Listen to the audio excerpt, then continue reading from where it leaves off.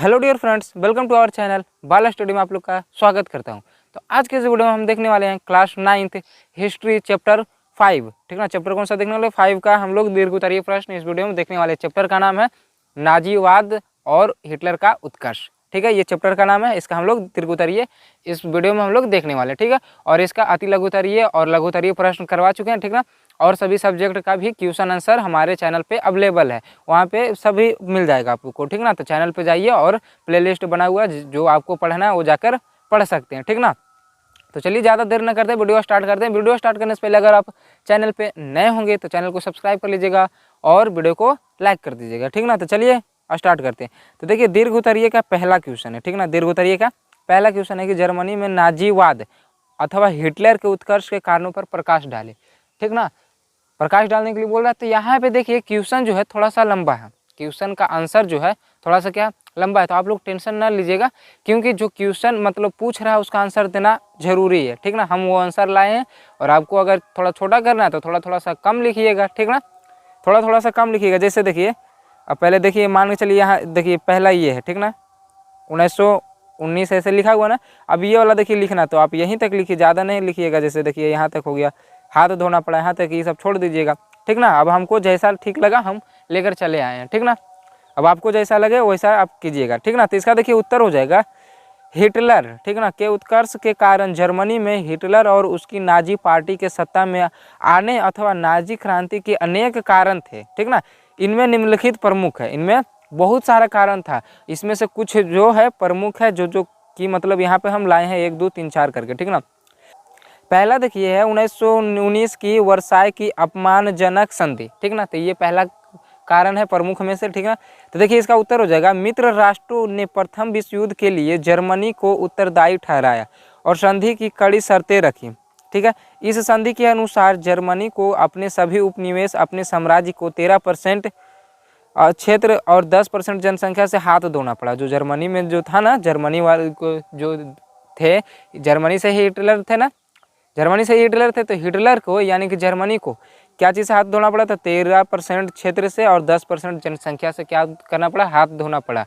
ठीक ना, हिटलर ने अपने भाषणों में इस संधि की कड़ी आलोचना कर जनता को प्रजातंत्रवादियों से अपनी ओर कर लिया। ठीक ना, अपनी ओर कर लिया। हिटलर बताया कि ये गलत बात है, हमारा 13% क्षेत्र ले लिया, 10% हमारा जनसंख्या को हड़प लिया।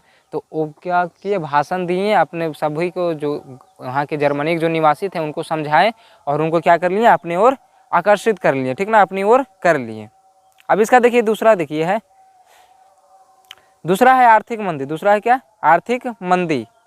इसका देखिए हो जाएगा प्रथम विश्व युद्ध के बाद। ठीक ना, जर्मनी की आर्थिक स्थिति अत्यधिक बिगड़ गई थी। जब प्रथम विश्व युद्ध के बाद जर्मनी में इतना मतलब नुकसान हुआ ना कि उसका स्थिति जो आर्थिक स्थिति यानी रुपया पैसा वाला ये सब था, जो क्या हुआ, बहुत दयनीय हो गई, बहुत स्थिति उसका खराब हो गया जर्मनी का। ठीक ना, उदाहरण के लिए 1 पाव रोटी खरीदने के लिए एक गाड़ी कागजी मुद्रा जारी करना पड़ा। मतलब 1 पाव रोटी खरीदने के लिए कितना मुद्रा जारी करना पड़ा? तो 1 गाड़ी। ठीक ना, 1925 के अंत तक एक महाशंख कागजी मार्क का मूल्य $1 के बराबर हो गया। मतलब समझ रहे हैं ना, इतना महंगाई हो गया ना कि $1 के बराबर कितना हो गया? 1 महाशंख कागजी मार्क।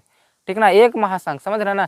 हमारे जो इंडिया में है, इंडिया रुपीज़ जो है, इंडियन रुपीज़ जो है 82 शायद 80 से 82 रुपया लगभग में, ऐसे गूगल पे सर्च करिएगा तभी 82 रुपया देगा। तो 82 रुपया के बराबर $1 होता है। ठीक ना, और यहाँ देखिए $1 के बराबर 1 महाशंख कागजी मार्क। कितना मतलब दयनीय स्थिति हो गया था वहाँ का, समझ रहे हैं आप लोग। तीसरा देखिए हो जाएगा साम्यवाद का बढ़ता प्रभाव।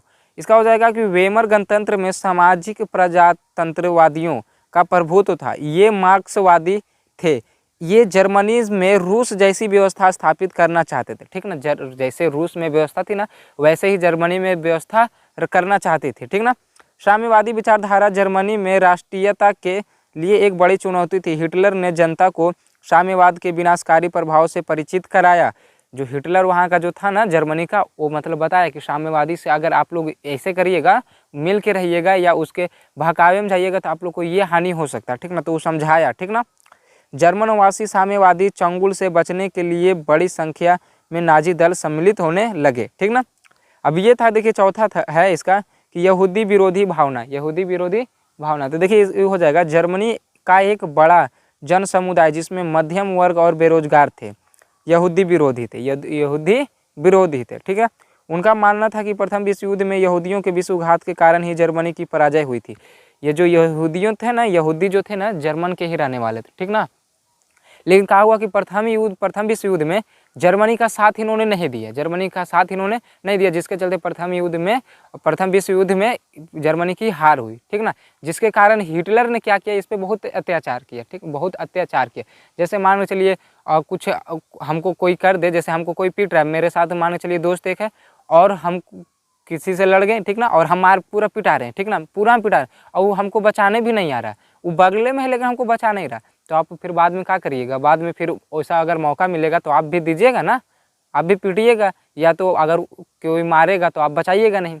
वैसे ही इसके साथ भी हुआ, ठीक ना, यहूदियों के साथ भी हिटलर बहुत अत्याचार किया यहूदियों को, मतलब वहाँ पढ़ने से मतलब मना कर दिया, स्कूल जो कि टीचर स्कूल में थे उसको भी हटा दिया, सरकारी नौकरी में जो यहूदी लोग थे उस सबको हटा दिया, यहाँ तक कि वहाँ उसका नागरिकता छीन लिया कि तुम जर्मनी के हो, मताधिकार उसका छीन लिया यहूदियों का, ठीक ना। यानी कि पूरा उसको मतलब अत्याचार किया हिटलर ने, किसको किया, तो यहूदियों को। यहूदी का गलती था तो हिटलर ठीक है किया, बहुत अच्छा किया। पांचवा देखिए हिटलर का व्यक्तित्व, तो इसका हो जाएगा नाजी दल और हिटलर के राजनीतिक उत्कर्ष का एक प्रमुख कारण स्वयं हिटलर का आकर्षक और प्रभाव उत्पादक व्यक्तित्व था, ठीक है। वह भाषण देने में अत्यंत निपुण था, ठीक ना। अगर जब ये हिटलर जब भाषण देने लगता था ना तो अच्छा को आप मतलब सामने आकर्षित कर लेता था, अच्छा आदमी को आकर्षित कर लेता था अपनी बातों से, ठीक है ना।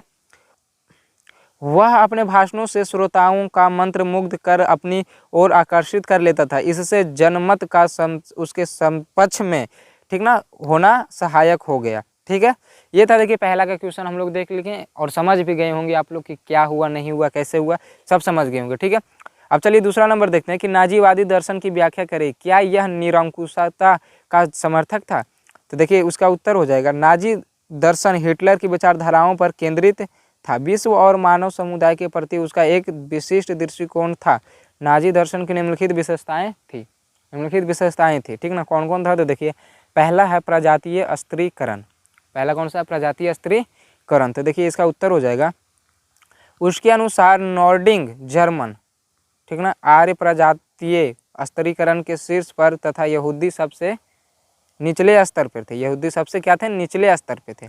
वह यहूदियों को आर्यों का दुश्मन मानता था, उसका मानना था कि आर्य प्रजाति सर्वश्रेष्ठ है, आर्य प्रजाति क्या है, सर्वश्रेष्ठ है, ठीक ना। दूसरा देखिए भौगोलिक, तो भौगोलिक में देखिए क्या था, जो देखिए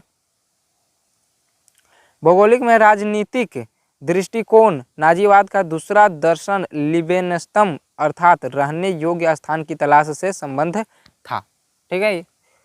हिटलर का मानना था कि निवास के लिए नए क्षेत्रों पर अधिकार करना आवश्यक है, इस उद्देश्य से हिटलर ने पूर्व की ओर प्रसार करने की नीति अपनाई, जिससे कि सभी जर्मनों को एक भौगोलिक क्षेत्र पोलैंड में बसाया जा सके, ठीक ना। इसको आप लोग लिख लीजिएगा, ठीक ना, आप लोग इसको लिख लीजिएगा। देखिए यहूदी विरोधी नीति ये तो आपको समझा ही दी है, इसमें भी वही होगा, ठीक ना। देखिए है ना, यहाँ पे देखिए लाखों यहूदियों की हत्या करवा दी गई, ठीक ना। क्यों करवाया गया, क्योंकि वो साथ नहीं दिया था, इसीलिए कोई भी करेगा। चलिए देखिए इसको लिख लीजिएगा, ठीक ना। अब देखिए तीसरा नंबर क्वेश्चन है कि हिटलर की गृह नीति की समीक्षा करें। तो हिटलर की गृह नीति निम्नलिखित है, हिटलर की गृह नीति निम्नलिखित है। देखिए पहला हो जाएगा अधिनायक तंत्र की स्थापना, ठीक ना। तो देखिए इसका उत्तर हो जाएगा जर्मनी में सत्ता संभालते ही हिटलर ने सारी शक्तियां अपने हाथों में केंद्रित कर ली तथा एक तानाशाह बन बैठा, मतलब जैसे अभी हमारे देश में जैसे प्रधानमंत्री ये सब कैसे है, राष्ट्रपति कैसे, लेकिन फिर भी प्रधानमंत्री उतना भी नहीं कुछ कर सकता, अगर वो करेगा तो हम विरोध भी कर सकते हैं, लेकिन उस समय ऐसा नहीं था, हिटलर कुछ भी कर सकता, हम विरोध भी नहीं कर सकते थे उसका, ठीक ना। दूसरा है कि विशेष सुरक्षा दल का गठन, ठीक। तो इसका देखिए उत्तर हो जाएगा नाजी दर्शन के अनुकूल सामाजिक राजनीतिक व्यवस्था को नियंत्रित करने के उद्देश्य से विशेष पुलिस एवं सुरक्षा दल का गठन किया गया। इनमें गेस्टापो अथवा गुप्तचर पुलिस दल सबसे महत्वपूर्ण था, ठीक ना। यहूदियों पर भीषण अत्याचार, देखिए फिर आ गया यहूदियों पर भीषण अत्याचार। तो देखिए इसका हो जाएगा कि यहूदियों पर अवर्णनीय अत्याचार किए, यहूदियों की संपत्ति जब्त कर ली गई, यहूदी छात्रों एवं शिक्षकों को स्कूल से निकाल दिया गया, गैस चैम्बर में डालकर लाखों यहूदियों को हत्या कर दी गई। देखिए अभी बताए थे ना पहले वाले क्वेश्चन में, बस वही है। अब देखिए शिक्षा व्यवस्था में परिवर्तन, तो ये हो जाएगा स्कूल में दी जाने वाली शिक्षा को भी नाजी दर्शन के अनुकूल बनाया गया, पाठ्य पुस्तकों को पुनः लिखवाया गया, इनमें नाजीवाद की प्रशंसा कर इसे अपनाने को कहा। मतलब प्रशंसा, फिर जो बुक पहले चलता था उसको चेंज करवा दिया।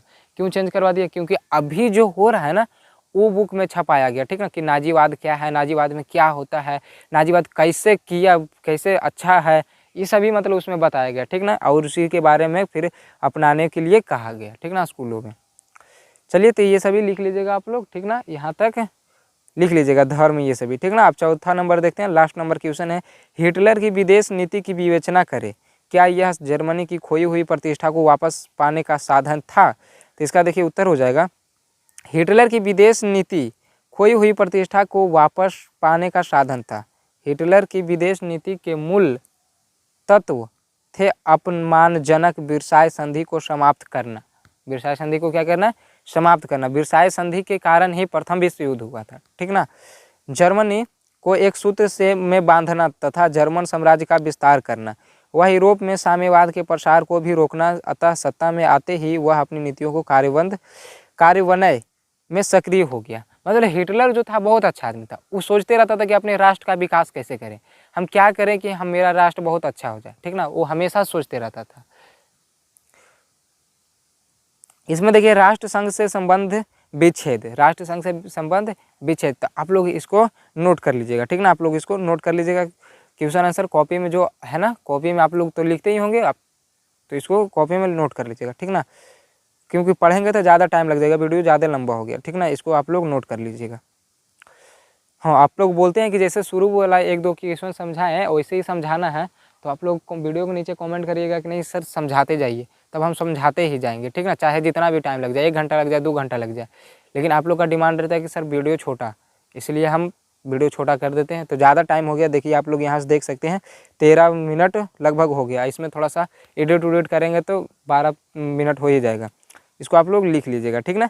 तो आशा करते हैं आप लोग को वीडियो अच्छा लगा होगा। वीडियो अच्छा लगा होगा तो चैनल को जरूर से जरूर सब्सक्राइब कर दीजिए, ठीक ना, और वीडियो को लाइक भी कर दीजिए, क्योंकि ये सभी करने में आपको 1 पैसा भी खर्चा नहीं होता है, तो आप लोग जरूर करना चाहेंगे, ठीक ना।